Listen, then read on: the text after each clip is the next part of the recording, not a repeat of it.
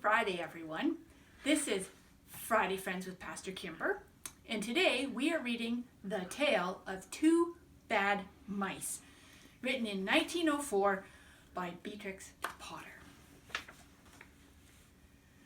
Once upon a time, there was a beautiful doll's house. It was red brick with white windows, and it had real muslin curtains and a front door and a chimney. It belonged to two dolls called Lucinda and Jane. At least it belonged to Lucinda, but she never ordered meals.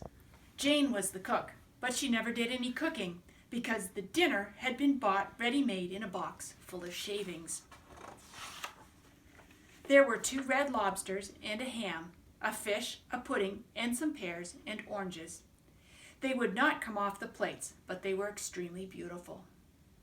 One morning, Lucinda and Jane had gone out for a drive in the doll's perambulator. There was no one in the nursery, and it was very quiet. Presently, there was a little scuffling, scratching noise in a corner near the fireplace, where there was a hole under the skirting board. Tom Thumb put out his head for a moment, and then popped it in again. Tom Thumb was a mouse. A minute afterwards, Hunca-Munca, his wife, put her head out too. And when she saw that there was no one in the nursery, she ventured out on the oilcloth under the coal box. The doll's house stood at the other side of the fireplace. Tom Thumb and Hunca-Munca went cautiously across the hearth rug. They pushed the front door. It was not fast. Tom Thumb and Hunca-Munca went upstairs and peeped into the dining room. Then they squeaked, squeaked, squeaked with joy. Such a lovely dinner was laid upon the table. There were tin spoons and lead knives and forks and 2 dolly chairs, all so convenient. Tom Thumb set to work at once to carve the ham. It was a beautiful, shiny yellow streaked with red.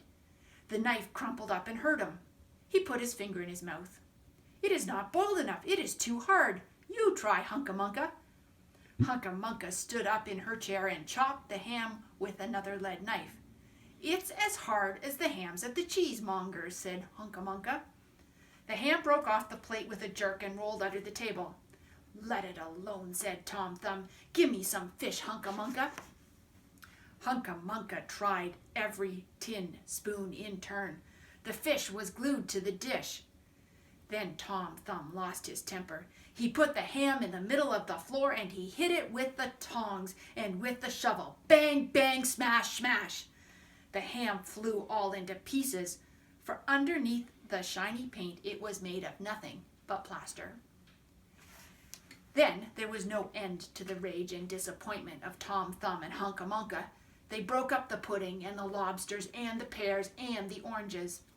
As the fish would not come off the plate, they put it into the red, hot, crinkly paper fire in the kitchen, but it would not burn either.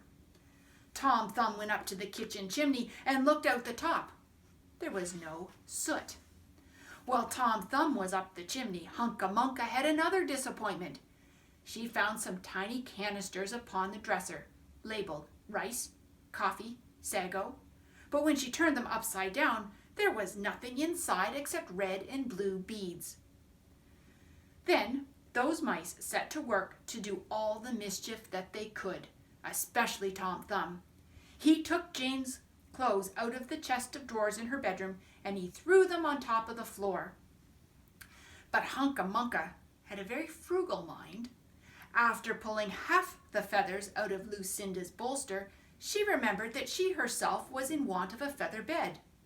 With Tom Thumb's assistance, she carried the bolster downstairs and across the hearth rug. It was difficult to squeeze the bolster into their mouse hole, but they managed it somehow. Then Hunca-Munca went back and fetched a chair, a bookcase, a birdcage, and several small odds and ends. The bookcase and the birdcage refused to go into the mouse hole. Hunca-Munca left them behind the coal box and went to fetch a cradle. Hunca-Munca was just returning with another chair when suddenly there was a noise of talking outside upon the landing. The mice rushed back to their hole and the dolls came into the nursery. What a sight met the eyes of Jane and Lucinda. Lucinda sat upon the upset kitchen stove and stared, and Jane leaned against the kitchen dresser and smiled, but neither of them made any remark. The bookcase and the birdcage were rescued from under the coal box, but Hunca Munca has got the cradle and some of Lucinda's clothes. She also has some useful pots and pans and several other things.